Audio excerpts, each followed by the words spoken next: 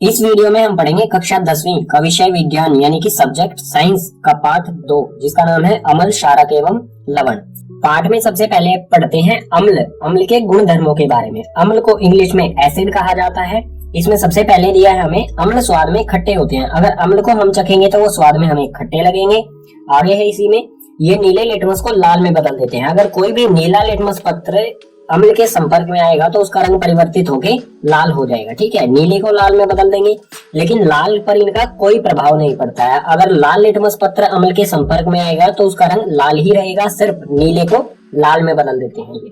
ठीक है, आगे है इसी में ये जलीय विलयन में हाइड्रोजन प्लस आयंस देते हैं। अगर अम्ल में जल डाला जाएगा तो वो जल में हाइड्रोजन के धन आयंस बनाएंगे। ठीक है, धन आयन यानी कि जमा वाले। ठीक है, उदाहरण ले लेते हैं कुछ अम्ल के।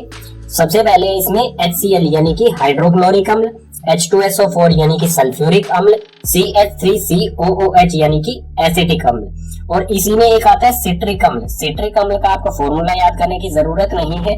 ठीक है, एक ऐसा उदाहरण ले लेते हैं जो हमारे दैनिक जीवन में उपयोग किया जाता है अम्ल का, तो वो है नींबू। ठीक है, नींबू में जो है वो सिट्रिक अम्ल पाया जाता है। और यहाँ पर आप देख सकते हैं कि कोई नीला लिटमस पत्र जितना भी नींबू के रस के संपर्क में आया उतना ये लाल रंग में परिवर्तित हो गया। ठीक है, अम्ल में दो शब्द आते हैं, सांद्र अम्ल और तनु अम्ल। इन्हें भी समझना हमारे लिए जरूरी है। तो सांद्र अम्ल क्या होता है? जिसमें अम्ल अधिक मात्रा में और जल अल्प मात्रा में होता है, यानी कि अम्ल जो है वो ज्यादा हो, ठीक है, और पानी वो कम हो, पानी की मात्रा कम हो, अम्ल की मात्रा अधिक हो, तो उसे कहा जाएगा सांद्र अम्ल। ठीक है, इसी प्रकार से तनु अम्ल क्या होता है? जिसमें अम्ल अल्प मात्रा में और जल अधिक मात्रा में हो। सांद्र का बिल्कुल उल्टा होगा तनु। यहाँ पर अम्ल जो है वो अल्प यानी कि कम मात्रा में है और जल अधिक मात्रा में है। अब बात आती है, अगर सांद्र अम्ल को हम तनु अम्ल में बदलना चाहें या तनु अम्ल को सांद्र अम्ल में बदलना चाहें तो किस प्रकार से किया जा सकता है? सांद्र अम्ल को हम पानी में मिला देंगे। ठीक है, सांद्र अम्ल को अगर पानी में डाल दिया जाए तो वो तनु अम्ल में परिवर्तित हो जाएगा, क्योंकि पानी की मात्रा बढ़ जाएगी। इसी प्रकार से अगर तनु अम्ल में से हम पानी को वाष्पीकृत कर दें, ठीक है, पानी को वाष्पीकृत कर दिया जाए तो वो सांद्र अम्ल में परिवर्तित हो जाएगा। ठीक है, अम्ल के गुणधर्म के बाद अब देखते हैं क्षारक के गुणधर्म। क्षारक को इंग्लिश में बेस कहा जाता है। इसमें सबसे पहले दिया है हमें क्षारक स्वाद में कड़वे होते हैं। अगर क्षारक को हम अपनी जीवा यानी कि जीभ पर रखेंगे तो उनका स्वाद हमें कड़वा प्रतीत होगा। आगे है ये लाल लिटमस को नीले में बदल देते हैं। अगर कोई लाल लिटमस पत्र क्षारक के संपर्क में आएगा तो उसका रंग बदलकर अपने आप ही नीला हो जाएगा। ठीक है, लेकिन नीले पर इनका कोई प्रभाव नहीं होता, ये सिर्फ लाल को नीले में बदलते हैं। अगर कोई नीला लिटमस पत्र क्षारक के संपर्क में आएगा तो उसका रंग नीला ही रहेगा, सिर्फ लाल को नीले में बदलेंगे। ठीक है, आगे है ये जलीय विलयन में OH ऋण आयन देते हैं। ठीक है, अगर क्षारकों में जल डाला जाएगा तो जल में ये OH यानी कि हाइड्रो ऑक्साइड के घटा माइनस यानी कि ऋण आयंस प्रदान करेंगे हमें। ठीक है, कुछ उदाहरण ले लेते हैं क्षारक के, जैसे NaOH यानी कि सोडियम हाइड्रो ऑक्साइड, KOH यानी कि पोटेशियम हाइड्रो ऑक्साइड, NH4OH यानी कि अमोनियम हाइड्रो ऑक्साइड। ये कुछ ऐसे उदाहरण हो गए जो हम लेबोरेटरी यानी कि प्रयोगशाला में देखते हैं। एक दैनिक जीवन वाला उदाहरण ले लेते हैं जो हम अपने दैनिक जीवन में इस्तेमाल करते हैं क्षारक, तो वो है साबुन। ठीक है, साबुन में जो है वो NaOH यानी कि सोडियम हाइड्रो ऑक्साइड पाया जाता है। ठीक है, और यहाँ पर आप देख सकते हैं अगर कोई लाल लिटमस पत्र साबुन के संपर्क में आएगा तो उसका रंग बदलकर नीला हो गया है। ठीक है, अब क्षारक में एक शब्द आता है क्षार। ठीक है, इन दोनों में अंतर है, क्षारक और क्षार में थोड़ा सा अंतर है, उसे समझना जरूरी है, क्योंकि एग्जाम में कई बार क्षार के बारे में पूछा जाता है तो बच्चे क्षारक के बारे में लिख के आ जाते हैं। तो क्षारक क्या होते हैं? क्षार क्या होते हैं? जल में घुलनशील क्षारकों को क्षार कहते हैं। ठीक है, अगर ऐसे क्षारक जो जल में आसानी से घुल जाते हैं तो उन्हें कहा जाता है क्षार। जैसे कि यहाँ पर उदाहरण ले लेंगे इसका NaOH जो साबुन में पाया जाता है, ये आसानी से जल में घुल जाता है, तो हम इसको क्षार भी कह सकते हैं और क्षारक भी कह सकते हैं। ठीक है, अम्ल और क्षारक के गुण धर्मों के बारे में पढ़ने के बाद अब बात आती है कि अम्ल और क्षारक, कोई भी हमें वस्तु दी गई है उसको हम कैसे पहचानेंगे कि वो अम्ल है या क्षारक है? आप कहेंगे कि चख कर, टच करके उसे। ठीक है, तो रसायन विज्ञान में किसी भी चीज को चख कर या टच करके पता नहीं लगाया जाता है, क्योंकि वो हमें नुकसान भी पहुंचा सकता है। रसायन विज्ञान में बहुत सारे ऐसे अम्ल होते हैं जो टच करने पर ही हमारे हाथों को जला सकते हैं, इसलिए आपको सावधानी रखनी है, किसी भी अम्ल या क्षारक को आपको टच नहीं करना है और ना ही उन्हें चखना है। तो कैसे पता लगाएंगे? उसको पता लगाने का तरीका है सूचक। सूचक क्या होते हैं? सूचक किसी दिए गए विलयन में अम्ल या क्षारक की उपस्थिति दर्शाते हैं। इनका रंग या गंध अम्लीय व क्षारक माध्यम में बदल जाता है। ठीक है, सूचक कोई ऐसी चीज होती है जो विलयन में अम्ल या क्षारक की उपस्थिति को दर्शाएंगे, और दर्शाने का तरीका क्या होगा? जब वो अम्ल के संपर्क में आएंगे तो उनका रंग या गंध तेज या कम हो जाएगी, या फिर उनका रंग जो है वो अलग हो जाएगा। ठीक है, और क्षारक के माध्यम में आएंगे तो उनका रंग और कुछ अलग हो जाएगा जो अम्ल में नहीं होगा। अलग अलग रंग, यानी कि अम्ल के लिए अलग रंग दर्शाएंगे और क्षारक के लिए अलग रंग दर्शाएंगे। इसी प्रकार से गंध यानी कि खुशबू, अम्ल के संपर्क में आने पर खुशबू कम हो सकती है या ज्यादा हो सकती है, या फिर क्षारक के माध्यम में अम्ल का बिल्कुल उल्टा हो सकता है। तो सूचक जो है वो 3 प्रकार के होते हैं। इसमें सबसे पहले है प्राकृतिक सूचक, दूसरा है कृत्रिम सूचक जिसे संश्लेषित सूचक भी कहा जाता है, और तीसरा है गंधीय सूचक। इन तीनों सूचकों के बारे में एक एक करके विस्तार से पढ़ते हैं आगे वाले पेज पर। सूचक का पहला प्रकार है प्राकृतिक सूचक। इसकी परिभाषा देख लेते हैं। वे सूचक जो पौधों से प्राप्त होते हैं उन्हें प्राकृतिक सूचक कहा जाता है। प्रकृति में हमारे पास क्या होता है? पेड़ पौधे। अगर जो भी ऐसे सूचक जो पेड़ पौधों से मिलते हैं उन्हें कहा जाएगा प्राकृतिक सूचक। ठीक है, उदाहरण ले लेते हैं। इसके उदाहरण में हमारे पास है यहाँ पर पहला लिटमस और दूसरा हल्दी। दोनों ही हमें पेड़ पौधों से मिलते हैं। अब ये अम्ल और क्षारक माध्यम कैसे बताएंगे कि कोई भी वस्तु दी गई है वो क्षारक है या अम्ल है? तो अगर कोई नीला लिटमस पत्र अम्ल के संपर्क में आएगा तो उसका रंग परिवर्तित हो जाता है लाल में। ठीक है, यानी कि लिटमस पत्र, नीला लिटमस पत्र हम किसी वस्तु में डालेंगे, ठीक है, किसी विलयन में रखेंगे, अगर उसका रंग लाल में परिवर्तित हो जाता है तो हम कहेंगे कि वो वस्तु क्या है? वो विलयन अम्लीय है। ठीक है, इसी प्रकार बिल्कुल इसका उल्टा, अगर कोई लाल लिटमस पत्र विलयन में डालने पर नीला रंग में परिवर्तित हो जाए तो वो होगा हमारा क्षारक। हल्दी का आपने नोटिस किया होगा, हल्दी के लिए हल्दी जो अम्ल के संपर्क में आने पर उसका रंग पीला ही रहता है। ठीक है, प्राकृतिक तौर पर हल्दी का रंग पीला ही होता है, तो अम्ल के संपर्क में आने पर ये अपना रंग परिवर्तित नहीं करती है। लेकिन जब हल्दी क्षारक के संपर्क में आएगी तो इसका रंग लाल हो जाता है। तो कई बार क्या होता है, हम खाना खाते समय कपड़ों पर हल्दी यानी कि सब्जी गिर जाती है, उसमें हल्दी होती है। ठीक है, जब हम उसे धोते हैं यानी कि साबुन, जब वो साबुन के संपर्क में आती है, धोते समय उस पर साबुन लगाते हैं हम, तो वो साबुन यानी कि क्षारक के संपर्क में आती है तो उसका रंग लाल हो जाता है। ठीक है, तो ये भी एक प्रकार का ही सूचक है जो अम्ल में हमें पीला रंग प्रदान करता है और क्षारक के साथ इसका रंग लाल हो जाता है। ठीक है, सूचकों का दूसरा प्रकार है कृत्रिम सूचक, या फिर हम कह सकते हैं संश्लेषित सूचक। संश्लेषित का मतलब होता है जिसे बनाया गया हो। ठीक है, तो इसकी परिभाषा देखते हैं। वे सूचक जो रसायन द्वारा बनाए जाते हैं उन्हें कृत्रिम सूचक या फिर संश्लेषित सूचक कहा जाता है। ठीक है, जो रसायन यानी कि केमिकल द्वारा प्रयोगशाला यानी कि लेबोरेटरी में बनाए जाते हैं उन्हें कृत्रिम सूचक या फिर संश्लेषित सूचक कहा जाएगा। केमिकल्स यानी कि रसायन के द्वारा बनाए गए हैं। उदाहरण देख लेते हैं इसके लिए। पहला है हमारे पास फेनोफ्थलीन और दूसरा है मेथिल ऑरेंज। ठीक है, ये दोनों उदाहरण हो गए। अब ये किस तरह से क्षारक और अम्लीय प्रवृत्ति को दर्शाते हैं? तो फेनोफ्थलीन जब अम्ल के संपर्क में आता है तो इसका रंग जो है वो अपरिवर्तित रहता है। ठीक है, यानी कि पानी जैसा रंग रहता है बिल्कुल इसका। यहाँ पर आप देख सकते हैं इस तरह का, जिस तरह का पानी होता है उस तरह का ही रंग होता है। ठीक है, अम्ल के संपर्क में आने पर इस तरह का रंग। और अगर ये क्षारक के संपर्क में आएगा, फेनोफ्थलीन अगर क्षारक के संपर्क में आएगा तो इसका रंग गहरा गुलाबी या फिर कह सकते हैं कि बैंगनी हो जाता है। ठीक है, गहरा गुलाबी कहेंगे इसे, इस तरह का रंग हो जाता है। इसी प्रकार से मेथिल ऑरेंज जब अम्ल के संपर्क में आएगा तो इसका रंग परिवर्तित होकर लाल हो जाता है। अम्ल के संपर्क में आने पर मेथिल ऑरेंज का रंग जो है वो लाल हो जाता है। और मेथिल ऑरेंज अगर क्षारक के संपर्क में आएगा तो उसका रंग पीला हो जाता है। ठीक है, इस प्रकार से ये अम्लीय और क्षारक प्रवृत्ति, किसी भी विलयन की अम्लीय व क्षारक प्रवृत्ति को रंग द्वारा दर्शाते हैं। ठीक है, सूचक का तीसरा प्रकार है गंधीय सूचक। गंधीय यानी कि जो हम अपनी नाक से महसूस कर सके। इसकी परिभाषा क्या होगी?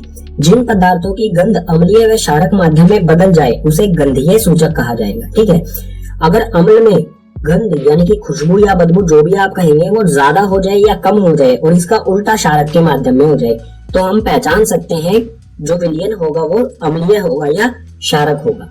उदाहरण ले लेते हैं। यहाँ पर उदाहरण हमारे पास है 3। पहला प्याज का रस, दूसरा वेनिला और तीसरा लौंग का तेल। ये किस प्रकार से अम्लीय व क्षारक माध्यम को बताएंगे। तो जब प्याज का रस अम्ल के संपर्क में आता है तो इसकी गंध जो है वो तीक्ष्ण यानी कि बढ़ जाती है। ठीक है, प्याज का रस जो है, प्याज में की जो बदबू या खुशबू जो भी आप समझते हैं वो बढ़ जाएगी। लेकिन जब ये क्षारक के माध्यम में आता है, ठीक है, जब अगर क्षारक विलयन में प्याज का रस डाला जाएगा तो इसमें से कोई भी गंध नहीं आएगी। ठीक है, तो किस तरह से हम पहचान सकते हैं, हमें कोई विलयन दिया गया है, उसमें हम प्याज का रस डालेंगे, अगर खुशबू या बदबू जो गंध होगी प्याज की वो बढ़ जाए तो हम कहेंगे कि वो विलयन जो है वो अम्लीय है। अगर जो गंध है वो कम हो जाए तो वो क्षारक माध्यम होगा। ठीक है, इसी प्रकार से वनीला जो आइसक्रीम को फ्लेवर देने के लिए यूज किया जाता है, तो वनीला आइसक्रीम आपने खाई होगी, वही वनीला है ये। ठीक है, वनीला अम्ल के संपर्क में आने पर इसकी खुशबू, ठीक है, इसकी गंध में कोई भी परिवर्तन नहीं आता। लेकिन जब ये क्षारक के माध्यम में आता है तो इसमें से कोई भी गंध नहीं आती। ठीक है, इसी प्रकार से लौंग का तेल अम्ल के संपर्क में आने पर उसकी खुशबू या बदबू जो भी है, गंध वो है समान रहती है। लेकिन जब लौंग का तेल क्षारक के माध्यम में आता है तो उसमें से कोई भी गंध नहीं आती है। ठीक है, इस तरह से हम सूचकों के माध्यम से अम्लीय व क्षारक विलयन या पदार्थों को पहचान सकते हैं। ठीक है, पाठ में अगला विषय है अम्ल व क्षारकों के रासायनिक गुण यानी कि जो भी अम्ल व क्षारक हैं वो अलग अलग चीजों के साथ अभिक्रिया करके उत्पाद में क्या चीजें बनाएंगे, इसी को कहा जाएगा रासायनिक अभिक्रिया। ठीक है, इसमें सबसे पहले देखते हैं धातु की अम्ल व क्षारक के साथ अभिक्रिया। धातु अम्ल के साथ किस तरह से अभिक्रिया करेगा और धातु क्षारक के साथ किस तरह से अभिक्रिया करेगा। धातु आप समझते ही होंगे, धातु जैसे कि लोहा जिसे Fe से दर्शाया जाता है, पोटेशियम जिसे K से दर्शाया जाता है। इसी तरह से जिंक हो गया, जिंक को Zn से दर्शाया जाता है और सोडियम को Na से दर्शाया जाता है। इस तरह के ही धातुओं के साथ अम्ल किस तरह से अभिक्रिया करेंगे और क्षारक किस तरह से अभिक्रिया करेंगे, उदाहरण सहित देखते हैं। तो सबसे पहले धातु की अम्ल के साथ अभिक्रिया। अम्ल और धातु अभिक्रिया करके, ठीक है, ये दोनों अभिक्रिया करके लवण तथा हाइड्रोजन गैस, ठीक है, अम्ल और धातु दोनों अभिक्रिया करके उत्पाद में लवण और हाइड्रोजन गैस बनाएंगे। ठीक है, इसका एक उदाहरण देख लेते हैं। अम्ल में लिया है हमने यहाँ पर HCl यानी कि हाइड्रोक्लोरिक अम्ल, और धातु में है यहाँ पर जिंक। ठीक है, जिंक धातु है और हाइड्रोक्लोरिक अम्ल, ये दोनों एक दूसरे के साथ अभिक्रिया करेंगे और लवण बनाएंगे जिंक क्लोराइड ZnCl। ठीक है, ZnCl एक लवण है जिसमें क्लोरीन जुड़ा हुआ है। ठीक है, तो ये बना जिंक क्लोराइड और साथ में हाइड्रोजन गैस। तो कोई भी धातु अम्ल के साथ अभिक्रिया करके, कोई भी धातु हो, ठीक है, चाहे वो आयरन हो, लोहा हो, पोटेशियम हो, जिंक हो या सोडियम हो, कोई भी धातु है वो अम्ल के साथ अभिक्रिया करके हमेशा लवण तथा हाइड्रोजन गैस ही उत्पाद में हमें देगा। इसी प्रकार से देख लेते हैं धातु की क्षारक के साथ अभिक्रिया। क्षारक के साथ अभिक्रिया करके ये क्या बनाएगा, तो इसमें भी क्षारक जमा में धातु यानी कि क्षारक और धातु अभिक्रिया करेंगे और लवण तथा हाइड्रोजन गैस। यहाँ पर भी क्या था, उत्पाद में हमें लवण तथा हाइड्रोजन गैस मिल रही थी। अम्ल के साथ अगर धातु अभिक्रिया करता है और क्षारक के साथ धातु अभिक्रिया करता है तो भी हमें लवण और हाइड्रोजन गैस मिल रही है। ठीक है, इसका भी एक उदाहरण ले लेते हैं। क्षारक में है हमारे सामने यहाँ पर NaOH यानी कि सोडियम हाइड्रोक्साइड, और धातु फिर से हमने लिया है जिंक। तो सोडियम हाइड्रोक्साइड और जिंक दोनों अभिक्रिया करके लवण बनाएंगे। लवण है हमारे सामने यहाँ पर Na2ZNO2। ठीक है, यानी कि सोडियम जिंकेट और साथ में हाइड्रोजन गैस। अब यहाँ पर देख सकते हैं आप कि अम्ल धातु के साथ अम्ल अभिक्रिया करे या धातु के साथ क्षारक अभिक्रिया करे, दोनों कंडीशन में क्या हो रहा है, दोनों स्थितियों में हाइड्रोजन गैस निकल रही है। तो हमें कैसे पता चलेगा कि ये निकलने वाली जो गैस है हाइड्रोजन है। ठीक है, इसका परीक्षण किस तरह से किया जाएगा, आगे वाले पेज पर देखते हैं। धातु की अम्ल या क्षारक के साथ अभिक्रिया कराने पर जो हाइड्रोजन गैस निकलती है उसको पहचानने का जो तरीका है उसे देखते हैं। तो हाइड्रोजन गैस का परीक्षण, जो भी निकलने वाली गैस है हाइड्रोजन, उसे किस तरह से पहचाना जाएगा। तो इसमें है हाइड्रोजन गैस से निहित परख नली के पास जब एक जलती हुई मोमबत्ती लाई जाती है तो पोप की ध्वनि उत्पन्न होती है। ठीक है, यानी कि जो मोमबत्ती, जलती हुई मोमबत्ती जो हाइड्रोजन गैस के पास लाई जाएगी तो जो हाइड्रोजन गैस है वो बहुत ज्वलनशील गैस होती है, वो पोप ध्वनि के साथ तुरंत जल जाएगी। तो ये है स्टैंड, इसमें ये टेस्ट ट्यूब है। टेस्ट ट्यूब के अंदर जिंक के छोटे छोटे दाने लिए गए हैं और साथ ही इसके अंदर डाल दिया गया है अम्ल। अम्ल और जिंक की अभिक्रिया यानी कि धातु और हाइड्रोक्लोरिक अम्ल की अभिक्रिया से जो हाइड्रोजन गैस उत्पन्न होगी, ठीक है, वो बाहर नहीं निकल पाएगी इस कॉर्क की वजह से। इस कॉर्क के अंदर जो पाइप लगी है वो इससे गुजरेगी और उसे इस टब में भरे हुए साबुन के पानी के अंदर छोड़ दिया जाएगा। ठीक है, जैसे ये साबुन के पानी के अंदर निकलेगी, ये हाइड्रोजन गैस जो है वो बबल्स में, बुलबुलों में पैक हो जाएगी, ठीक है। और जो ये बुलबुले ऊपर आएंगे, बहुत हल्की गैस होती है हाइड्रोजन, वो आसानी से ऊपर की तरफ जाती है, ठीक है। तो ये बुलबुले जब ऊपर की तरफ जाएंगे, अगर इन बुलबुलों के पास हम जलती हुई मोमबत्ती लेके आएंगे तो ये पॉप ध्वनि करते हुए, ठीक है, तुरंत जल जाएंगे पॉप की ध्वनि के साथ, ठीक है, क्योंकि बहुत ज्वलनशील गैस होती है हाइड्रोजन, ठीक है। अम्ल व क्षारक के रासायनिक गुणधर्म में आगे है, अम्ल व क्षारक की धातु कार्बोनेट तथा धातु बाइकार्बोनेट के साथ अभिक्रिया। कोई भी अम्ल या क्षारक है वो धातु कार्बोनेट यानी कि जैसे कि धातु, कोई भी हमारा धातु है जैसे सोडियम, तो सोडियम का कार्बोनेट, जैसे सोडियम का कार्बोनेट क्या होगा, Na2CO3, जो ये CO3 होता है, ठीक है। Na हो गया हमारा धातु और CO3 हो गया कार्बोनेट, यानी कि धातु कार्बोनेट हो गया, ठीक है। तो अम्ल व क्षारक धातु कार्बोनेट के साथ किस तरह से अभिक्रिया करेंगे, और इसी तरह से अम्ल व क्षारक धातु बाइकार्बोनेट को धातु हाइड्रोजन कार्बोनेट भी कहा जाता है। तो बिल्कुल भी कंफ्यूज नहीं होना है, एक ही चीज है धातु बाइकार्बोनेट और धातु हाइड्रोजन कार्बोनेट।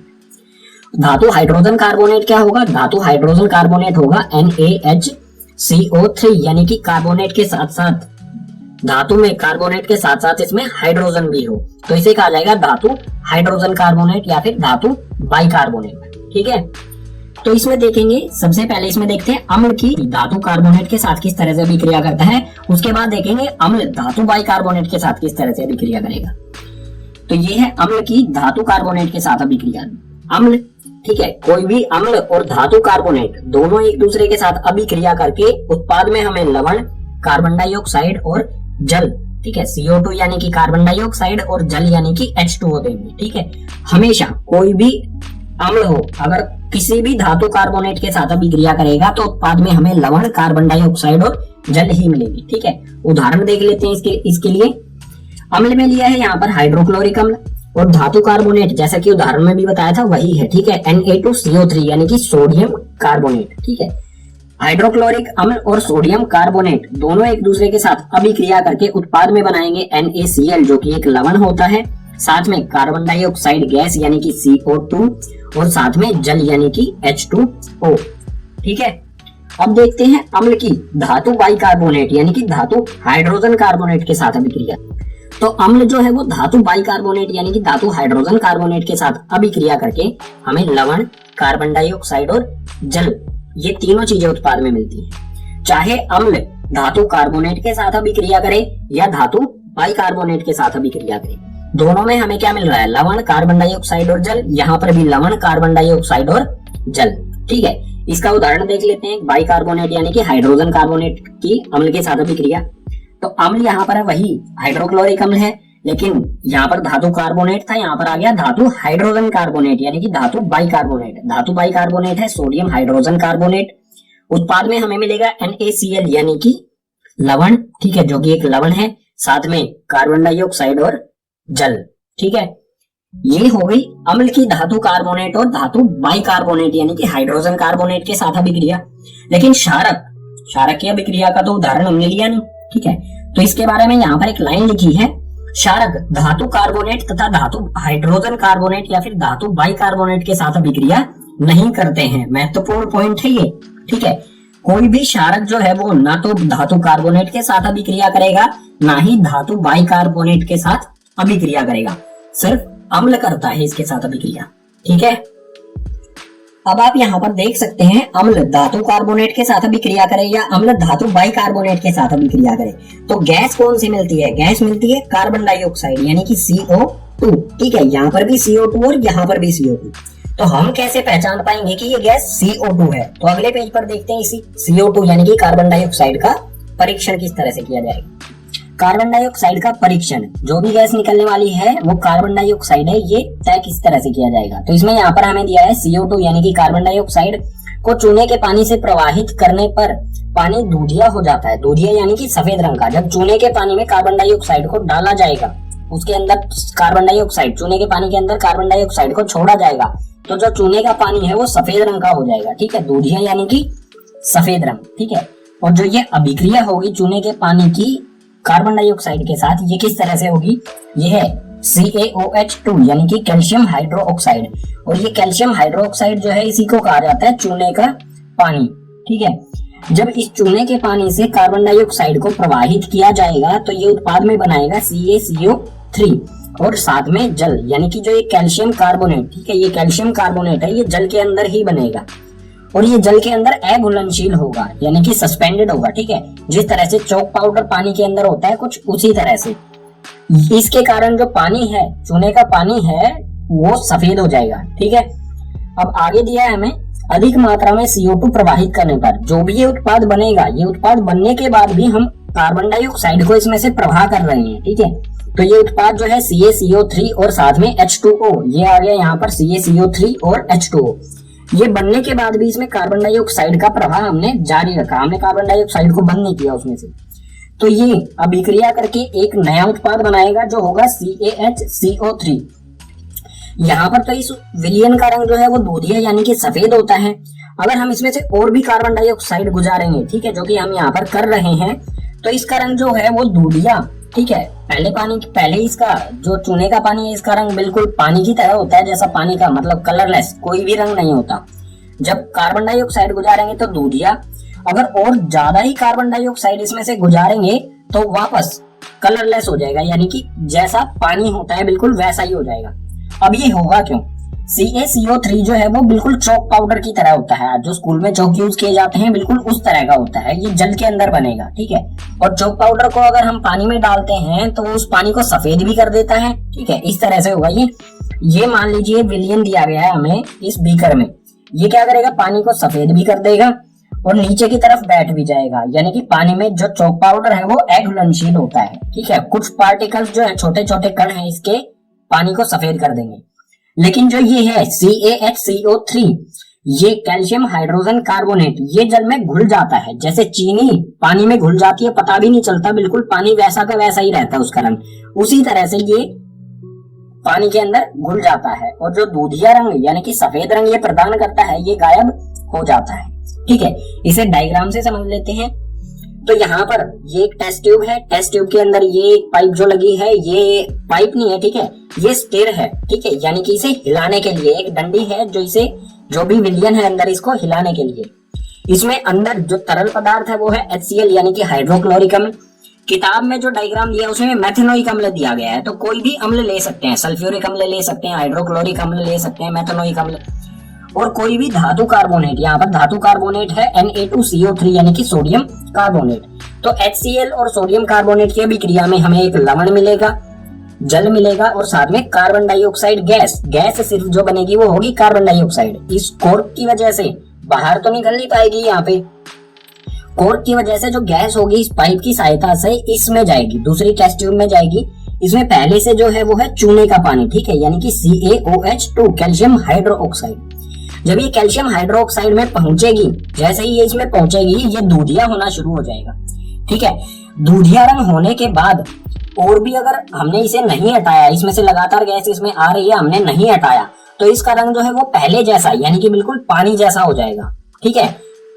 अम्ल व क्षारक के रासायनिक गुणों में आगे है अम्ल एवं क्षारक की परस्पर अभिक्रियाएं, यानी कि अम्ल और क्षारक एक दूसरे के साथ किस तरह से अभिक्रिया करेंगे। तो देखते हैं, इसमें कोई भी अम्ल हो हमारे पास और कोई भी क्षारक हो, इन दोनों की जब अभिक्रिया कराई जाएगी तो ये हमें उत्पाद में हमेशा लवण और जल यानी कि H2O देंगे, ठीक है। हमेशा कोई भी अम्ल हो कोई भी क्षारक हो, दोनों को मिलाया जाएगा यानी कि रासायनिक अभिक्रिया होगी तो हमेशा हमें लवण और जल ही मिलेगा उत्पाद में। एक उदाहरण देख लेते हैं। अम्ल में यहाँ पर है HCl यानी कि हाइड्रोक्लोरिक अम्ल और क्षारक में है NaOH यानी कि सोडियम हाइड्रोक्साइड क्षारक, ठीक है।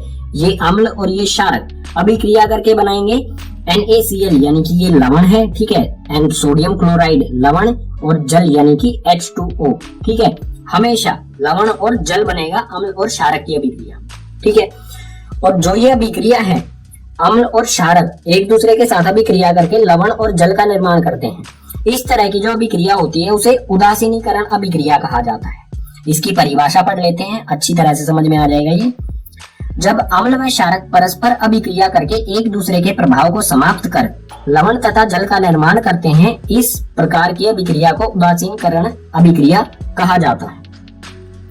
जब कोई भी अम्ल और क्षारक एक दूसरे के साथ अभिक्रिया करके एक दूसरे के प्रभाव को समाप्त करते हैं। यहाँ पर आप देख सकते हैं इस तरफ अम्ल और क्षारक है, लेकिन इस तरफ कोई भी अम्ल और क्षारक नहीं है, क्योंकि इन दोनों ने एक दूसरे के प्रभाव को समाप्त करके लवण और जल बना दिया उत्पाद में। ठीक है, एक दूसरे के प्रभाव को समाप्त करना और साथ में लवण और जल का निर्माण करना, इस तरह की जो अभिक्रिया होगी अम्ल और क्षारक की, उसे कहा जाएगा उदासीनीकरण अभिक्रिया। ठीक है, अम्ल व क्षारक के रासायनिक गुणधर्म में आगे है अम्ल के साथ धात्विक ऑक्साइड की अभिक्रिया। कोई अम्ल है, उसके साथ कोई भी धात्विक ऑक्साइड यानी कि धातु के साथ ऑक्सीजन का जुड़ा होना, ठीक है, उसे कहा जाएगा धात्विक ऑक्साइड। जैसे कि धात्विक ऑक्साइड में उदाहरण ले लेते हैं इसके कुछ। Cu एक धातु है, अगर इसके साथ ऑक्सीजन का जोड़ दिया जाए तो वो हो जाएगा धात्विक ऑक्साइड। इसी तरह से MgO मैग्नीशियम धातु के साथ ऑक्सीजन का जुड़ा होना मैग्नीशियम ऑक्साइड। तो कोई भी अम्ल धात्विक ऑक्साइड के साथ किस तरह से अभिक्रिया करेगा, यहाँ पर एक महत्वपूर्ण चीज है। यहाँ पर जो धात्विक ऑक्साइड होती हैं, इनकी प्रवृत्ति जो है वो क्षारक होती है। ठीक है, धात्विक ऑक्साइड को हम क्षारक भी कह सकते हैं क्योंकि इनकी प्रवृत्ति क्षारक ही होती है। तो पीछे हम पढ़ चुके हैं अम्ल और क्षारक अभिक्रिया करके लवण और जल का निर्माण करते हैं, और धात्विक ऑक्साइड जो है वो क्षारक ही होती है। तो यहाँ पर भी जो अभिक्रिया होगी धात्विक ऑक्साइड यानी कि क्षारक और अम्ल अभिक्रिया करके लवण और जल का निर्माण करते हैं। उदाहरण देख लेते हैं कि यहाँ पर CO जो कि एक धात्विक ऑक्साइड है। ठीक है, तो धात्विक ऑक्साइड में यहाँ पर CuO लिया है और अम्ल में लिया है यहाँ पर HCl यानी कि हाइड्रोक्लोरिक अम्ल। कॉपर ऑक्साइड और हाइड्रोक्लोरिक अम्ल एक दूसरे के साथ अभिक्रिया करेंगे और उत्पाद में बनाएंगे CuCl जो कि एक लवण होता है और साथ में H2O यानी कि जल। ठीक है, और यहाँ पर एक बिंदु और दिया गया है हमें आगे, कॉपर क्लोराइड के बनने से विलयन का रंग नीला हो जाता है। जो भी ये कॉपर क्लोराइड बना है, इसकी वजह से जो भी विलयन है उसका रंग नीला हो जाएगा। ये जल के अंदर बनेगा, ठीक है, जल के अंदर ही बनेगा ये, और इसकी वजह से जो भी विलयन होगा उसका रंग नीला हो जाता है। अम्ल व क्षारक के रासायनिक गुणों में आगे है क्षारक के साथ अधात्विक ऑक्साइड की अभिक्रिया। अधात्विक ऑक्साइड यानी कि अधातु के साथ ऑक्सीजन का जुड़ा होना। अधातु यानी कि जैसे कि कार्बन, नाइट्रोजन, इन सब के साथ ऑक्सीजन का जुड़ा होना। ठीक है, इसका एक उदाहरण हो जाएगा सी यानी कि कार्बन O2। ठीक है, कार्बन डाइऑक्साइड जो कि एक अधात्विक ऑक्साइड है। ठीक है, और जो भी अधात्विक ऑक्साइड होते हैं वे अम्लीय प्रवृत्ति के होते हैं, यानी कि हम इन्हें कह सकते हैं ये एक तरह से अम्ल ही होते हैं। ठीक है, कोई भी क्षारक अधात्विक ऑक्साइड यानी कि अम्लीय प्रवृत्ति, ठीक है, अम्ल के साथ अम्लीय प्रवृत्ति की वस्तु के साथ अभिक्रिया करके हमेशा लवण तथा जल बनाता है। ठीक है, उदाहरण में यहाँ पर है CaOH यानी कि कैल्शियम हाइड्रोक्साइड और CO2। कैल्शियम हाइड्रोक्साइड फिर से बता देता हूँ, ये चूने का पानी होता है, ये बिल्कुल वही वाली अभिक्रिया है। तो कैल्शियम हाइड्रोक्साइड और कार्बन डाइऑक्साइड ये एक दूसरे के साथ अभिक्रिया करेंगे। CaOH जो चूने का पानी होता है वो क्षारक प्रवृत्ति का होता है। ठीक है, तो क्षारक में लिया है हमने यहाँ पर कैल्शियम हाइड्रोक्साइड और अधात्विक ऑक्साइड में है कार्बन डाइऑक्साइड। ठीक है, तो चूने का पानी और कार्बन डाइऑक्साइड अभिक्रिया करके CaCO3 यानी कि कैल्शियम कार्बोनेट जो कि एक लवण होता है उत्पाद में मिलेगा, और साथ में मिलेगा हमें H2O यानी कि जल। अम्ल व क्षारक के रासायनिक गुणों में आगे है जलीय विलयन में अम्ल तथा क्षारक। अगर अम्ल जलीय विलयन में है तो वो किस तरह के गुण प्रदर्शित करेगा, और अगर क्षारक जलीय विलयन में है तो वो किस तरह के गुणधर्म प्रदर्शित करेगा। इसमें पहले देख लेते हैं अम्ल को जलीय विलयन में डाला जाएगा तो क्या होगा। इसमें पहला बिंदु दिया गया है, इसके बारे में हम पहले भी पढ़ चुके हैं, फिर से देख लेते हैं। जल की उपस्थिति में अम्ल हाइड्रोजन प्लस आयंस उत्पन्न करते हैं। हाइड्रोजन प्लस, ठीक है, अब प्लस का मतलब धन आयंस। ठीक है, हाइड्रोजन के जमा वाले आयंस उत्पन करते हैं। ये हम पेज नंबर 1 या 2 पे पढ़ चुके हैं, तो इसके बारे में ज्यादा नहीं पढ़ेंगे। हाइड्रोजन आयन H3O धनायन, ठीक है, इस रूप में रहते हैं। जो ये हाइड्रोजन आयंस हैं ये इस रूप में स्थायी नहीं होते हैं, तो ये स्थायीपन लाने के लिए इन्हें इस अवस्था में आना पड़ता है। H3O धनायन इस अवस्था में रहते हैं, और ये जो अवस्था है H3O पॉजिटिव, इसको कहा जाता है हाइड्रोनियम आयन। ठीक है, इसको कहा जाएगा हाइड्रोनियम आयंस। जो भी हाइड्रोजन के आयंस हैं वो हाइड्रोनियम आयंस के रूप में रहते हैं, ना कि हाइड्रोजन के। ठीक है, अब ये जो हाइड्रोनियम आयंस हैं ये बनते किस तरह से हैं। कोई भी हाइड्रोजन आयन है वो जल के साथ अभिक्रिया करता है। ठीक है, तो एक हाइड्रोजन यहाँ पर है और 2 हाइड्रोजन यहाँ पर है। ये एक हाइड्रोजन और 2 हाइड्रोजन अभिक्रिया करके कुल 3 हाइड्रोजन बनाते हैं और O। ठीक है, तो ये हो गया H3O जमा यानी कि धन आयन। इसी को कहा जाता है हाइड्रोनियम आयंस। ठीक है, इसका एक और उदाहरण ले लेते हैं, अच्छी तरह से समझ में आ जाएगा हमें। जैसे यहाँ पर है HCl यानी कि हाइड्रोक्लोरिक अम्ल। जब हाइड्रोक्लोरिक अम्ल को जल में, ठीक है, H2O यानी कि जल में डाला जाएगा तो ये बनेगा एक H यहाँ पर और H2O। हाइड्रोजन 2 यहाँ पर है, एक यहाँ पर है, ये जुड़कर 3 हाइड्रोजन और O पॉजिटिव यानी कि ये बन गया हाइड्रोनियम आयंस। और क्लोरीन जो है, क्लोरीन अलग हो जाएगा। ठीक है, नेगेटिव चार्ज आ जाएगा इस पे यानी कि घटा का ऋण आयन हो जाएगा ये। ठीक है, तो इस तरह से बनता है ये हाइड्रोनियम आयंस। अब देखते हैं जलीय विलयन में क्षारकों को डाला जाएगा तो क्या होगा। क्षारक जल की उपस्थिति में OH यानी कि हाइड्रो ऑक्साइड के घटा वाले आयंस बनाते हैं। ठीक है, घटा वाले यानी कि ऋण आयन बनाएंगे। ये किस तरह से बनेगा ये, यहाँ पर है सोडियम हाइड्रो ऑक्साइड, जल की उपस्थिति में ये Na जमा और OH घटा, इस तरह से ये बट जाएंगे, अलग अलग हो जाएंगे। ठीक है, जल की उपस्थिति में तो OH यानी कि हाइड्रो ऑक्साइड के ऋण आयंस बनाएंगे। किसी भी वस्तु की प्रवृत्ति क्षारक है उसका कारण होता है हाइड्रो ऑक्साइड के आयंस। आगे है जल के साथ अम्ल व क्षारक मिलाते समय सावधानियां। जब हम जल और अम्ल या फिर क्षारक को मिलाएंगे तो उस समय हमें कुछ सावधानियां रखनी होती हैं जो बहुत जरूरी हैं। उसमें सबसे पहले हमें दिया है हमेशा अम्ल व क्षारक को जल में धीरे धीरे मिलाना चाहिए। ठीक है, हमें जल को क्षारक या अम्ल में नहीं मिलाना चाहिए, अम्ल व क्षारक को जल में मिलाना चाहिए। यानी कि हम क्या करेंगे, एक बड़ा सा बर्तन लेंगे, इसमें होगा जल। ठीक है, यहाँ पर है इसमें जल और इसके अंदर कोई भी हमारे पास यहाँ पर मान लीजिए ये अम्ल। ठीक है, ये अम्ल है, ये क्षारक है। अगर हमें अम्ल और जल को मिलाना है तो हम अम्ल को इसमें डाला जाएगा और जो भी ये बर्तन है, जो भी ये बीकर है, इसको धीरे धीरे हमें हिलाता भी रहना पड़ेगा।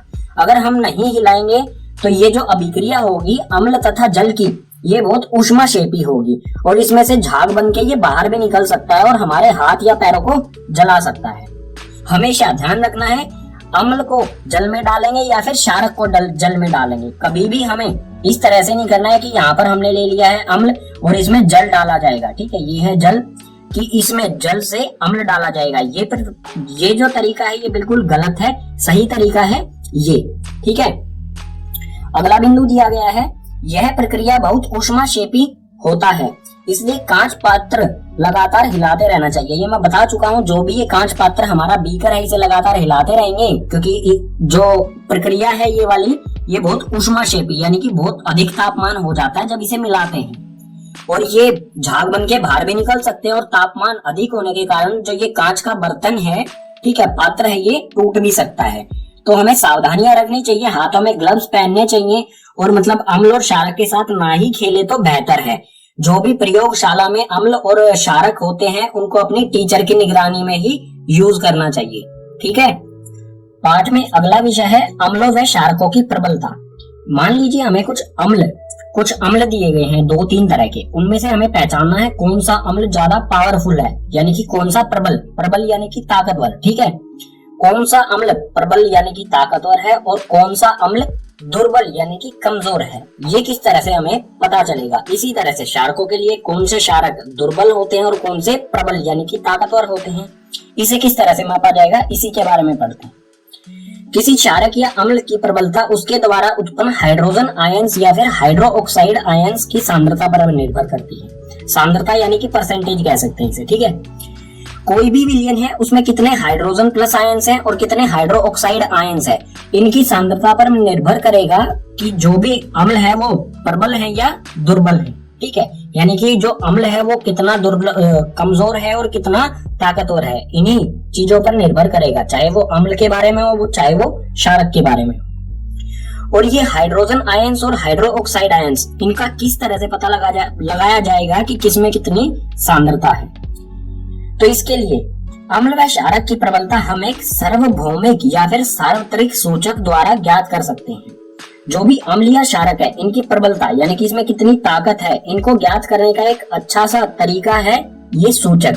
ठीक है, सार्वभौमिक सूचक या फिर कह सकते हैं हम इसे सार्वत्रिक सूचक। ठीक है, किताब में जो एनसीईआरटी है उसमें सार्वत्रिक सूचक कहा गया है, लेकिन पेपर में कई बार सार्वभौमिक सूचक आ जाता है, तो एक ही चीज है, ये कंफ्यूज नहीं होना है। ठीक है, इसके द्वारा ज्ञात किया जा सकता है। और ये सार्वभौमिक या सार्वत्रिक सूचक होता क्या है, इसे कहा जाता है पीएच पेपर। ठीक है, हिंदी माध्यम में है तो पीएच पत्र लिख सकते हैं आप। ठीक है, पीएच पत्र यानी कि पीएच पेपर कहा जाता है इसे। इसके बारे में आगे वाले पेज पर बिल्कुल विस्तार से पढ़ेंगे।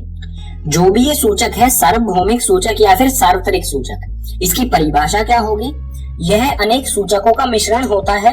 यह सूचक किसी विलयन में हाइड्रोजन आयंस की विभिन्न सांद्रता को विभिन्न रंगों में प्रदर्शित करता है। ठीक है, यानी कि यह किस चीजों को मापता है? हाइड्रोजन आयंस को। ठीक है, हाइड्रोक्साइड आयंस को नहीं मापता है ये मापता है हाइड्रोजन आयंस की सांद्रता, यानी कि कोई भी विलयन है उसमें कितना % हाइड्रोजन आयंस है। इस चीज को ये हाइड्रोजन आयंस को ये अलग अलग रंगों के उसकी सांद्रता, हाइड्रोजन आयंस की सांद्रता को ये अलग अलग रंगों में प्रदर्शित करता है।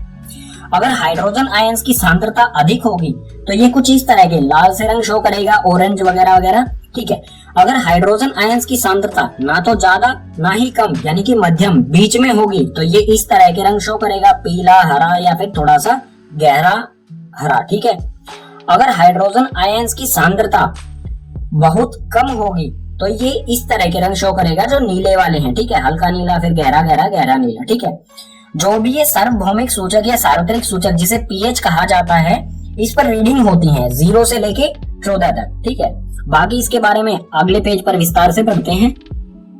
ये है पीएच स्केल। ठीक है, इस तरह का होता है। तो पीएच स्केल जो है वो हाइड्रोजन आयंस की सांद्रता के आधार पर अलग अलग रंग प्रदर्शित करता है। अब आप कहेंगे हाइड्रोजन आयंस तो सिर्फ अम्ल में होते हैं, तो क्षारकों को ये किस प्रकार से प्रदर्शित करेगा इन रंगों में?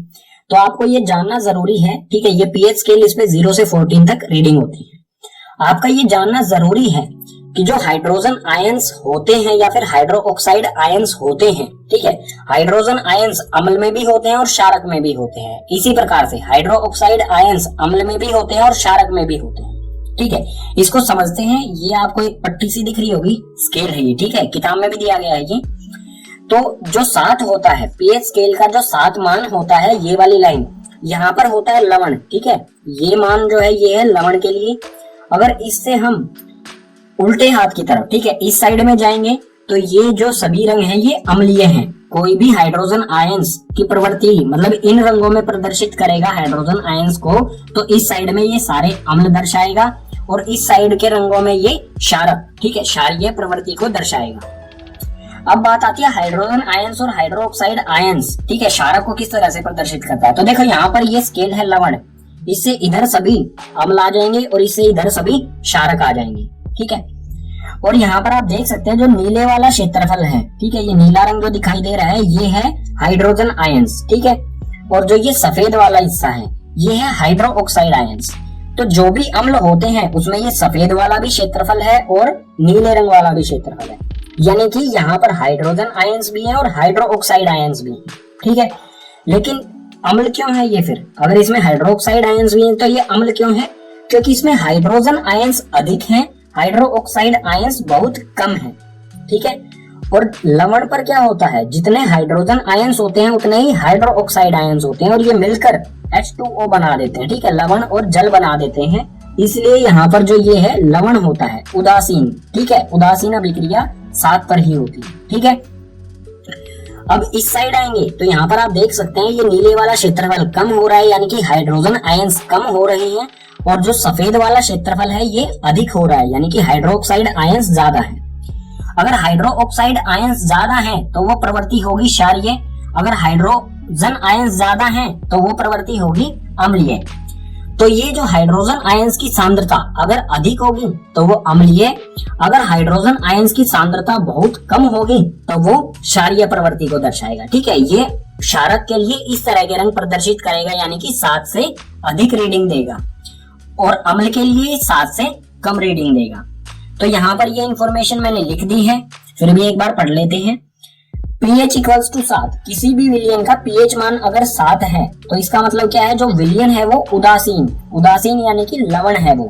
ठीक है, अगर किसी का pH मान 7 से कम, ठीक है, ये कम का निशान है, pH मान 7 से कम है, अगर 7 से कम है तो वो विलयन अम्लीय होगा। ठीक है, और आगे है इसमें pH मान जो है वो 7 से अधिक है, अगर 7 से अधिक है तो वो विलयन जो होगा वो क्षारक होगा। ठीक है, क्षारीय विलयन होगा।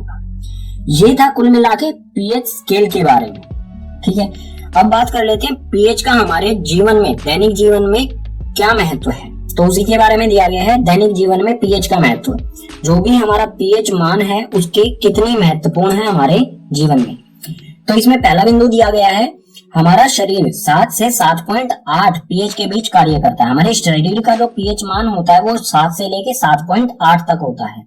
अगर हमारे शरीर का पीएच मान 7 से कम हो जाए या 7.8 से अधिक हो जाए तो हम बीमार पड़ जाएंगे, ठीक है, हमें कई तरह की बीमारियां लग जाएंगी। इसमें अगला बिंदु है वर्षा के जल का पीएच मान जब 5.6 से कम हो जाता है तो अम्लीय वर्षा कहलाती है, ठीक है। अम्लीय वर्षा के कारण ताजमहल का रंग पीला हो चुका है, तो ये थोड़ा महत्वपूर्ण हो जाता है। किसी भी वर्षा का जल 5.6, ठीक है, 5.6 मतलब 7 से कम है, ये 5.6, अगर 5.6 से कम हो जाए तो वो वर्षा अम्लीय होगी, ठीक है। और अम्लीय वर्षा के कारण पहले ताजमहल का रंग जो है वो बिल्कुल सफेद चमकीला होता था। अम्लीय वर्षा के कारण ताजमहल का जो रंग है वो थोड़ा थोड़ा पीला हो चुका है, ठीक है। इसी में आगे है मुंह का पीएच मान 5.5 से कम होने पर, दोनों नहीं है यहाँ पर, दांतों, ठीक है, दांतों का क्षय प्रारंभ हो जाता है। अगर हमारे मुंह का पीएच मान 5.5 से कम हो जाए तो हमारे जो दांत हैं वो गलना शुरू कर देते हैं, क्षय यानी कि गलना, ठीक है, गलना शुरू कर देते हैं, क्योंकि जो 5.5 होता है उससे कम अम्ल जो है वो प्रबल होता जाता है, ठीक है। अम्ल की प्रबलता अधिक होगी तो वो हमारे दांतों के साथ अभिक्रिया करेगा और उनको गलाना शुरू कर देगा। अगर हमें इससे बचना है, अम्लीयत मतलब दांतों के गलने से अगर हमें बचना है तो हमें मतलब खाना खाने के बाद कुल्ला करना चाहिए या फिर हमें ब्रश करनी चाहिए कम से कम 2 वक्त, ठीक है। सोते समय जरूर हमें ब्रश करनी चाहिए, इससे हम बच सकते हैं आसानी से। आगे है मधुमक्खी का डंक अम्ल छोड़ता है जिसके कारण जलन व दर्द होता है। जब भी कोई मधुमक्खी काटती है तो उसके कारण हमें बहुत ज्यादा दर्द होता है, ठीक है। अगर उसका डंक अंदर ही है हमारे शरीर के अंदर तो वो बहुत ज्यादा दर्द करता है, क्योंकि जो डंक होता है उसमें एक अम्ल होता है जिसका नाम है मेथनोइक अम्ल। मेथनोइक अम्ल जो है हमारे शरीर में जो सेल्स होते हैं, बॉडी के सेल्स होते हैं, उनको खत्म करना शुरू कर देता है। इसी के कारण हमें जलन या फिर दर्द होता है, ठीक है। अगर हम इस दर्द या जलन से बचना चाहते हैं तो उसके ऊपर हम कोई कोलगेट या फिर कोई साबुन से हमें उसे धोना चाहिए, क्योंकि साबुन जो है वो अम्लीय प्रभाव को समाप्त कर देता है, ठीक है। यानी कि जो मेथनोइक अम्ल है इसके प्रभाव को वो धीरे धीरे करके समाप्त कर देगा। अगला बिंदु और आखिरी बिंदु है इसमें अच्छी उपज के लिए पौधों को एक विशिष्ट पीएच की आवश्यकता होती है। अलग अलग पौधों के लिए अलग अलग पीएच मान की आवश्यकता होती है। कुछ ऐसे पौधे होते हैं जो 5 से 6 के पीएच मान के बीच में बहुत अच्छी तरह से ग्रो यानी कि वो अच्छी तरह से उपज करते हैं, मतलब अच्छी तरह से वो विकास करते हैं अपना। कुछ ऐसे पौधे होते हैं जो 6 से 7 के में करते हैं और कुछ ऐसे होते हैं 7 से 8, यानी कि जो पौधे होते हैं अलग अलग पौधों का पीएच मान, अलग अलग पौधों को अलग अलग पीएच मान की आवश्यकता होती है अपनी बेहतर विकास के लिए, ठीक है। पाठ में हमारा अगला विषय आता है लवण। लवण का निर्माण किस तरह से होता है ये हम पहले भी पढ़ चुके हैं, एक बार फिर से देख लेते हैं। कोई भी अम्ल और क्षारक एक दूसरे के साथ अभिक्रिया करके यानी कि परस्पर अभिक्रिया करके लवण और जल का निर्माण करते हैं, ठीक है। उदाहरण देख लेते हैं। अम्ल में लिया है यहाँ पर HCl यानी कि हाइड्रोक्लोरिक अम्ल और क्षारक में लिया है NaOH यानी कि सोडियम हाइड्रोक्साइड। ये दोनों एक दूसरे के साथ अभिक्रिया करेंगे और लवण यानी कि NaCl सोडियम क्लोराइड लवण का निर्माण करेंगे। और जो ये सोडियम क्लोराइड होता है ये साधारण नमक है, जो हम घर में रसोई घर में यूज करते हैं नमक, वही नमक है ये, ठीक है, साधारण नमक जो खाने में डाला जाता है। और इसके साथ साथ H2O यानी कि जल का निर्माण करते हैं, ठीक है। अब ये तो एक लवण हो गया सोडियम क्लोराइड। इसके अलावा भी बहुत सारे लवण हैं जिनका निर्माण किया जाता है, जैसे कि कैल्शियम क्लोराइड, CuSO4 यानी कि कॉपर सल्फेट, KCl यानी कि पोटेशियम क्लोराइड। अलग अलग प्रकार के कई लवण होते हैं, ठीक है। आगे है इसी में लवण से रसायनों का निर्माण। जो भी लवण होते हैं उनसे रसायन यानी कि केमिकलों का निर्माण किया जाता है, ठीक है। इसके कुछ उदाहरण देख लेते हैं, जैसे सोडियम हाइड्रोक्साइड का लवण से ही बनाया जाता है सोडियम हाइड्रोक्साइड। इसी तरह से विरंजक चूर्ण, बेकिंग सोडा, धोने का सोडा और प्लास्टर ऑफ पेरिस जिसे कहा जाता है POP।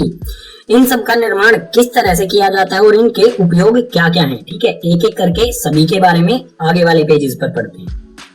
लवण से जो रसायनों का निर्माण किया जाता है यानी कि केमिकल बनाए जाते हैं, उसमें सबसे पहले है सोडियम हाइड्रोक्साइड। सोडियम हाइड्रोक्साइड का रासायनिक सूत्र होता है NaOH। Na से होता है सोडियम और OH से हाइड्रोक्साइड यानी कि सोडियम हाइड्रोक्साइड। इसका निर्माण किस तरह से होता है, इसमें हमें दिया है सोडियम क्लोराइड के जलीय विलयन से विद्युत प्रवाहित करने पर यह वियोजित होकर सोडियम हाइड्रोक्साइड उत्पन्न करता है। यानी कि सोडियम क्लोराइड जो जल में उपस्थित है, जलीय विलयन, ठीक है, सोडियम क्लोराइड का जलीय विलयन, उसमें से जब बिजली विद्युत को प्रवाहित करेंगे तो ये सोडियम हाइड्रोक्साइड में बदल जाता है, ठीक है। और इसकी रासायनिक अभिक्रिया किस प्रकार से होती है ये देख लेते हैं। यह है NaCl यानी कि सोडियम क्लोराइड का जलीय विलयन, साथ में जल भी है इसकी, ठीक है। तो सोडियम क्लोराइड के साथ जो जल है, इस विलयन में से विद्युत धारा प्रवाहित की जाएगी। विद्युत धारा प्रवाहित करने के बाद ये बदल जाता है NaOH, यानी कि ये मिल गया हमें सोडियम हाइड्रोक्साइड, ठीक है, सोडियम हाइड्रोक्साइड ये मिल गया हमें। इसके साथ साथ दो गैसें भी मिलती हैं, एक तो क्लोरीन गैस मिलती है और एक हाइड्रोजन गैस भी मिलती है हमें उत्पाद में। अब देख लेते हैं ये कहाँ कहाँ पर बनते हैं, जो जलीय विलयन है उसमें कहाँ पर बनते हैं, विद्युत धारा प्रवाहित की जाती है, ठीक है। तो एनोड पर जो है वो क्लोरीन गैस निकलती है, कैथोड पर हाइड्रोजन गैस निकलती है और कैथोड के पास ही सोडियम हाइड्रोक्साइड का विलयन बनता है। ये तीनों चीजें हमें याद रखनी पड़ेंगी, ठीक है। एनोड पर क्लोरीन, कैथोड पर हाइड्रोजन और कैथोड के पास ही सोडियम हाइड्रोक्साइड का विलयन बनता है। अब बात कर लेते हैं ये तीनों चीज जो हमें उत्पाद में मिली है, इनके उपयोग क्या क्या है। यानी कि सोडियम हाइड्रोक्साइड का उपयोग क्या होता है, क्लोरीन का और हाइड्रोजन का क्या क्या उपयोग होते हैं, ठीक है। तो उपयोग में क्लोरीन जो है वो, क्लोरीन का उपयोग जो है वो जल की स्वच्छता या फिर PVC के लिए उपयोग किया जाता है, पॉलीवेनिक क्लोराइड के लिए, ठीक है, जल की स्वच्छता के लिए। ये गलत हो गया है, क्लोरीन जो है वो जल की स्वच्छता के लिए उपयोग किया जाता है। और हाइड्रोजन, ठीक है, ये C2 और H2, हाइड्रोजन का उपयोग जो है वो ईंधन के लिए यूज किया जाता है, ठीक है, हाइड्रोजन का ऊपर वाला ईंधन के लिए यूज किया जाता है और क्लोरीन जल की स्वच्छता और पॉलीवेनिक क्लोराइड बनाने के लिए। और NaOH यानी कि सोडियम हाइड्रोक्साइड का उपयोग जो है वो ग्रीस हटाने के लिए। धातु पे जो ग्रीस लगा होता है वो आसानी से नहीं हटता है, तो उसको हटाने के लिए सोडियम हाइड्रोक्साइड का उपयोग किया जाता है। साबुन और कागज बनाने के लिए भी सोडियम हाइड्रोक्साइड का उपयोग किया जाता है, ठीक है। इसका उपयोग क्या क्या है ये जरूर याद कर लेना है आपको। एक तो ग्रीस हटाने के लिए, साबुन और कागज बनाने के लिए, ठीक है। लवण से जो रसायनों का निर्माण किया जाता है उसमें दूसरे नंबर पर है विरंजक चूर्ण। विरंजक चूर्ण का रासायनिक सूत्र होता है CaOCl2 यानी कि कैल्शियम ऑक्सी क्लोराइड। इसके निर्माण में हमें दिया है शुष्क बुझे हुए चूने पर क्लोरीन की क्रिया से विरंजक चूर्ण का निर्माण होता है, ठीक है। शुष्क बुझा हुआ चूना क्लोरीन के साथ जब अभिक्रिया करे तो हमें मिलता है विरंजक चूर्ण। और शुष्क बुझा हुआ चूना होता क्या है, CaOH2 यानी कि कैल्शियम हाइड्रोक्साइड, ठीक है। कैल्शियम हाइड्रोक्साइड क्लोरीन यानी कि Cl के साथ अभिक्रिया करेगा तो हमें मिल जाएगा विरंजक चूर्ण। इसकी रासायनिक अभिक्रिया किस प्रकार से होगी ये देख लेते हैं। यह है CaOH2 यानी कि बुझा हुआ चूना और यह है Cl, ये दोनों एक दूसरे के साथ अभिक्रिया करके बनाएंगे CaOCl2 यानी कि विरंजक चूर्ण, ठीक है। ये बना विरंजक चूर्ण और साथ में H2O यानी कि जल। अब जो भी ये विरंजक चूर्ण है इसके उपयोग क्या क्या होते हैं, ठीक है। उपयोग से पहले यहाँ पर बता दूं, विरंजक चूर्ण को ब्लीचिंग पाउडर कहा जाता है इंग्लिश में। और ब्लीचिंग पाउडर के बारे में आपने सुना होगा, वो किसी भी तरह के कपड़े में अगर कोई दाग लगा है तो उसको हटाने के लिए किस चीज का उपयोग किया जाता है, ब्लीचिंग पाउडर का, ठीक है। यानी कि किसी भी चीज को सफेद बनाने के लिए विरंजक चूर्ण का उपयोग किया जा सकता है आसानी से। उपयोग में पहला दिया हमें वस्त्र उद्योग में सूती व लैनिन के विरंजन के लिए। सूती वस्त्र हो या लैनिन के वस्त्र हो, उनके अगर उनपे कोई दाग धब्बे लगे हैं तो उनको साफ करने के लिए इसका विरंजक चूर्ण का उपयोग किया जा सकता है। आगे है कागज की फैक्ट्री में लकड़ी के मज्जा के विरंजन के लिए। लकड़ी का मज्जा यानी कि लकड़ी को पीस दिया जाता है, ठीक है। कागज लकड़ी से बनता है, लकड़ी के मज्जा को, लकड़ी को पीस दिया जाता है, ठीक है, पाउडर सा बनाया जाता है। और जो भी लकड़ी का रंग होता है उसको बिल्कुल सफेद बनाने के लिए विरंजक चूर्ण का उपयोग किया जाता है। यानी कि लकड़ी के मज्जा को विरंजक चूर्ण की उपस्थिति में धोया जाता है और लकड़ी का पाउडर जो होता है मज्जा वो बिल्कुल सफेद हो जाता है। उसके बाद उससे पेपर बना लिए जाते हैं, ठीक है। तो कागज की फैक्ट्री में भी इसका उपयोग होता है। और तीसरा है पीने के पानी में रोगाणुनाशक के रूप में। पीने का पानी जो होता है उसमें भी अगर विरंजक चूर्ण डाल दिया जाए तो जो भी पानी में बैक्टीरिया वगैरह होता है, ऐसे रोगाणु जो हमें नुकसान पहुंचा सकते हैं वो खत्म हो जाते हैं, ठीक है। तो पीने के पानी में रोगाणुनाशक के रूप में भी विरंजक चूर्ण का उपयोग किया जाता है। लवण से जो रसायनों का निर्माण किया जाता है उसमें तीसरे नंबर पर है बेकिंग सोडा। बेकिंग सोडा का रासायनिक सूत्र होता है NaHCO3 यानी कि सोडियम हाइड्रोजन कार्बोनेट। और जो बेकिंग सोडा यानी कि सोडियम हाइड्रोजन कार्बोनेट होता है ये एक दुर्बल असंक्षारक होता है। दुर्बल यानी कि कमजोर और असंक्षारक यानी कि लंबे समय तक चलने वाला, ठीक है। असंक्षारक यानी कि इसमें कभी जंग नहीं लगता, ये कभी खराब नहीं होता। दुर्बल होता है, इसे हम टेस्ट भी कर सकते हैं अपनी जीभ द्वारा, ठीक है। इसके निर्माण की रासायनिक अभिक्रिया किस प्रकार से होती है? सोडियम क्लोराइड, कार्बन डाइऑक्साइड, जल यानी कि H2O और अमोनिया यानी कि NH3, इन सभी की परस्पर अभिक्रिया से बेकिंग सोडा यानी कि NaHCO3 का निर्माण होता है, ठीक है। ये सभी अभिक्रिया करेंगे और उत्पाद में बनाएंगे NH4Cl। NH3 होता है अमोनिया और NH4 होता है अमोनियम, ठीक है। ये अमोनिया और ये अमोनियम, तो अमोनियम क्लोराइड मिलेगा उत्पाद में हमें, और साथ ही NaHCO3 यानी कि सोडियम हाइड्रोजन कार्बोनेट यानी कि बेकिंग सोडा, ये मिल गया हमें बेकिंग सोडा। अगर बेकिंग सोडा को खाने में डाल के गर्म किया जाए तो क्या होता है, ये भी जानना हमारे लिए जरूरी है। तो खाना पकाते समय गर्म करने पर यानी कि बेकिंग सोडा को गर्म करने पर, तो ये है बेकिंग सोडा। खाने में डालने के बाद इसे गर्म किया जाएगा तो ये विभाजित हो जाता है, ठीक है, यानी कि वियोजित हो जाता है कई सारे उत्पादों में। सोडियम कार्बोनेट CO3, ठीक है, Na2CO3 यानी कि सोडियम कार्बोनेट जल जो कि एक वाष्प के रूप में होता है, और साथ में कार्बन डाइऑक्साइड गैस CO2। और जो ये कार्बन डाइऑक्साइड गैस होती है, इसके कारण जो खाने वाली चीजों में डाला जाता है इसे, वो फूलने लग जाती हैं। जैसे आपने देखा होगा ब्रेड जो है वो फूली हुई रहती है, उसका कारण क्या है? क्योंकि उसमें बेकिंग सोडा डाला जाता है। और कार्बन डाइऑक्साइड जो बबल से बनते हैं, उसमें जो बबल से आपको दिखाई देते हैं ब्रेड में, वो CO2 गैस के कारण बनते हैं, ठीक है। अब बात करते हैं बेकिंग सोडा के उपयोग। तो उपयोग में सबसे पहले है बेकिंग पाउडर बनाने में। अब बेकिंग सोडा अलग है और बेकिंग पाउडर अलग है, ठीक है। बेकिंग सोडा से बेकिंग पाउडर का निर्माण किया जाता है। और बेकिंग पाउडर होता क्या है असल में? ये बेकिंग सोडा और टार्टरिक अम्ल, बेकिंग सोडा और टार्टरिक अम्ल अगर आपस में मिल जाएं तो उससे बनता है बेकिंग पाउडर, ठीक है।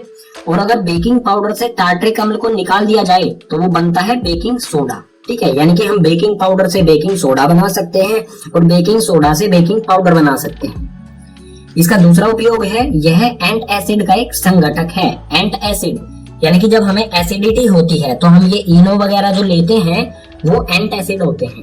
तो एंट एसिड में भी बेकिंग सोडा का उपयोग किया जाता है, क्योंकि एक दुर्लभ असंक्षारक है, ठीक है। ये कभी भी खराब ना होने वाला, दुर्लभ है, हमारे शरीर को ये नुकसान नहीं पहुंचाता है।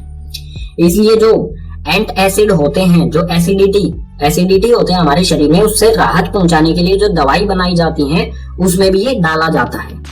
तीसरे नंबर पर है अग्निशामक में इस्तेमाल। अग्निशामक यानी कि आग बुझाने वाले यंत्र जो होते हैं उसमें भी बेकिंग सोडा का उपयोग किया जाता है, ठीक है। लवण से जो चौथा रसायन बनाया जाता है उसे कहा जाता है धोने का सोडा, ठीक है। धोने के सोडे का रासायनिक सूत्र होता है Na2CO3 10H2O। Na2 sodium, CO3 यानी कि कार्बोनेट और 10H2O यानी कि 10 जल के अणु, ठीक है। सोडियम कार्बोनेट के साथ अगर जल के 10 अणु हैं तो उसे कहा जाएगा धोने का सोडा। इसका निर्माण भी कुछ इसी प्रकार से किया जाता है। तो निर्माण में हमें दिया है सोडियम कार्बोनेट के पुनः क्रिस्टलीकरण से धोने का सोडा प्राप्त होता है, यानी कि सोडियम कार्बोनेट Na2CO3, इसके दोबारा से क्रिस्टल बनाए जाए इसमें जल डाल के, ठीक है, तो बनता है धोने का सोडा। इसकी रासायनिक अभिक्रिया किस प्रकार से होगी? Na2CO3, ठीक है, ये है सोडियम कार्बोनेट और साथ में इसके 10 जल के अणु मिला दिए जाएं, ठीक है। 10H2O 10 जल के अणु डालकर इसके क्रिस्टल बनाए जाएं, ठीक है। तो जो 10 जल के अणु होते हैं वो इनके क्रिस्टल के साथ जुड़े रहते हैं, तो बनेगा Na2CO3 10H2O। ये मिल गया हमें धोने का सोडा, ठीक है। अब देख लेते हैं इसके उपयोगों के बारे में। तो धोने के सोडे के उपयोगों में सबसे पहले है कांच, साबुन एवं कांच के उद्योग में। जहां पर कांच बनाए जाते हैं, साबुन बनाए जाते हैं या कागज बनाए जाते हैं, तो वहां पर इसका धोने के सोडे का उपयोग किया जाता है इन सभी की सफाई के लिए, ठीक है। दूसरे नंबर पर है घर में साफ सफाई के लिए। धोने का सोडा से आप समझ ही गए होंगे कि इसका काम किसी चीज की धुलाई वगैरह के लिए होगा। तो धोने का सोडा घरों में साफ सफाई, पोछा लगाते हैं, फर्श धोते हैं, किसी तरह के जो अलग से रसायन सर्फ वगैरह डाला जाता है उसमें धोने का सोडा होता है, ठीक है। तीसरे नंबर पे है जल की स्थायी कठोरता को हटाने के लिए। जल की कठोरता से मतलब है जब साबुन को जल में मिलाया जाए तो साबुन फट जाता है, ठीक है। लवण से जो आखिरी रसायन बनाया जाता है उसे कहा जाता है plaster of Paris. Plaster of Paris यानी कि POP। इसे प्लास्टर ऑफ पेरिस इसलिए कहा जाता है क्योंकि इसका आविष्कार या फिर इसका इस्तेमाल जो है वो सबसे पहले पेरिस में हुआ था। इसका रासायनिक सूत्र होता है CaSO4 1/2 H2O। CaSO4 यानी कि कैल्शियम सल्फेट और 1/2 यानी कि आधा जल का अणु, ठीक है, H2O आधा जल का अणु। कैल्शियम सल्फेट के साथ अगर आधा जल का अणु है तो उसे कहा जाएगा प्लास्टर ऑफ पेरिस। और इसके बनाने की विधि क्या है, यानी कि निर्माण की विधि क्या है। जिप्सम को 373 केल्विन पर गर्म करने पर यह जल के अणु त्याग कर कैल्शियम सल्फेट अर्ध हाइड्रेट बनता है। ठीक है, इसे हम क्या कहेंगे, कैल्शियम सल्फेट। आधे को कहेंगे हम अर्ध, और हाइड्रेट का मतलब होता है जल। ठीक है, अर्ध हाइड्रेट यानी कि आधे जल का अणु, कैल्शियम सल्फेट के साथ आधे जल का अणु, तो उसे कहा जाएगा कैल्शियम सल्फेट अर्ध हाइड्रेट। ठीक है, तो ये बनता है। और जिप्सम क्या होता है, जिप्सम होता है ये CaSO4 2H2O, यानी कि इसके साथ दो जल के अणु होते हैं। अगर इसे गर्म किया जाए 100 डिग्री सेल्सियस, 100 डिग्री सेल्सियस भी कह सकते हैं। ठीक है, या फिर 373 केल्विन, 373 केल्विन या फिर 100 डिग्री सेल्सियस पर इसे गर्म किया जाएगा, तो ये अपना डेढ़ जल का अणु त्याग के सिर्फ आधा जब जल का अणु बचता है इसके पास, तो ये बन जाता है प्लास्टर ऑफ पेरिस, यानी कि CaSO4 अर्ध हाइड्रेट। ठीक है, आगे है इसमें, इस सफेद चूर्ण को जल में मिलाने पर यह फिर से जिप्सम बन जाता है। अगर, ठीक है, यानी कि हम समझ सकते हैं प्लास्टर ऑफ पेरिस किस रंग का होता है, सफेद रंग का। तो सफेद जो चूर्ण होता है, इसको वापस अगर जल में मिला दिया जाए तो ये फिर से जिप्सम बन जाता है। ठीक है, यानी कि हम जिप्सम को प्लास्टर ऑफ पेरिस बना सकते हैं और प्लास्टर ऑफ पेरिस को जिप्सम, दोनों एक दूसरे में बदले जा सकते हैं। अगर प्लास्टर ऑफ पेरिस में जल डाल दिया जाए तो वो जिप्सम बन जाएगा, और जिप्सम को 373 डिग्री केल्विन या फिर 100 डिग्री सेल्सियस पर गर्म करें तो वो प्लास्टर ऑफ पेरिस बन जाएगा। ठीक है, और प्लास्टर ऑफ पेरिस से जिप्सम बनाने की विधि किस प्रकार है, ये देख लेते हैं, रासायनिक अभिक्रिया इसके लिए। ठीक है, तो ये CaSO4 हाफ H2O यानी कि अर्ध हाइड्रेट। ठीक है, कैल्शियम सल्फेट अर्ध हाइड्रेट, यानी कि ये क्या है, plaster of Paris. Plaster of Paris में अगर डेढ़ जल के अणु, एक और आधा जल का अणु इसके साथ मिला दिया जाए तो ये बन जाएगा जिप्सम। और अगर जिप्सम, इसको अगर वापस अभिक्रिया कराई जाए, ठीक है, अगर इसकी वापस अभिक्रिया कराई जाए 100 डिग्री सेल्सियस, ठीक है, 100 डिग्री सेल्सियस पर अगर जिप्सम को गर्म किया जाए तो ये वापस किस में बदल जाएगा, CaSO4 अर्ध हाइड्रेट में बदल जाएगा। ठीक है, जो एक डेढ़ जल का अणु है वो इसमें से अलग निकल जाएगा वाष्पीकृत होकर, तो बन जाएगा ये POP। ठीक है, अब देखते हैं प्लास्टर ऑफ पेरिस यानी कि POP के उपयोग क्या क्या होते हैं। तो इसका पहला उपयोग हमें यह है टूटी हुई हड्डियों को सही जगह पर स्थिर रखने के लिए, यानी कि इसका इस्तेमाल अस्पताल में डॉक्टरों के द्वारा किया जाता है। अगर किसी मरीज की हड्डी टूट जाती है तो उसकी हड्डी को सही जगह पर स्थिर रखा जाता है प्लास्टर के द्वारा। ठीक है, उस पर प्लास्टर चढ़ा दिया जाता है, जो सफेद पाउडर होता है, ये प्लास्टर ऑफ पेरिस, इसे गीला करके पट्टी के साथ से, ठीक है, जहाँ भी हड्डी टूटी होती है वहां पर इसे चिपकाया जाता है, और कुछ मतलब महीने भर के लिए इसे ऐसे ही रखा जाता है। तो हड्डी जो है वो अपने आप ही स्थिर रहेगी, अगर सही जगह पर रहेगी तो वो अपने आप ही जुड़ जाती है। दूसरा उपयोग है खिलौने तथा सजावट का सामान बनाने के लिए। कई तरह के खिलौने, जो सफेद से खिलौने दिखते हैं, सफेद पाउडर से बने होते हैं, वो सभी जो है वो प्लास्टर ऑफ पेरिस से ही बने होते हैं। ठीक है, यानी कि POP से ही बने होते हैं। आखिरी है इसमें दीवार की सतह को चिकना बनाने के लिए दीवारों पर भी लगाया जाता है। जो वॉल पुट्टी होती है वो असल में POP ही होती है। ठीक है, प्लास्टर ऑफ पेरिस ही होती है। ठीक है, उससे दीवार जो है वो चिकनी हो जाती है। ठीक है, चैप्टर के लास्ट में आता है क्रिस्टलिन का जल। क्रिस्टलिन का जल क्या होता है, यानी कि इसकी परिभाषा क्या होती है, लवण की एक सूत्र इकाई में जल के निश्चित अणुओं की संख्या को क्रिस्टलिन का जल कहते हैं। ठीक है, यानी कि किसी लवण की इकाई में कुछ जल के अणुओं की संख्या है, उसी को कहा जाएगा क्रिस्टलिन का जल। ठीक है, इसका उदाहरण देख लेते हैं। जैसे यहाँ पर है CuSO4 यानी कि कॉपर सल्फेट 5H2O यानी कि 5 जल के अणु है। कॉपर सल्फेट जो हमारा ये लवण है, इसमें 5 जल के अणुओं की संख्या है, तो इसको जो 5 जल के अणु है इसे कहा जाता है क्रिस्टलिन का जल। और जो ये क्रिस्टलिन का जल होता है ये दिखाई नहीं देता है। ठीक है, अगर इसे गर्म किया जाए तो ये वाष्प बन के बाहर निकलने लगता है। और भी बहुत सारे उदाहरण देखना चाहें तो जैसे जिप्सम में 2 जल के अणु थे, POP में आधा जल का अणु था, धोने के सोडे में 10 जल के अणु थे, वो सभी इसके उदाहरण हो जाएंगे। ठीक है।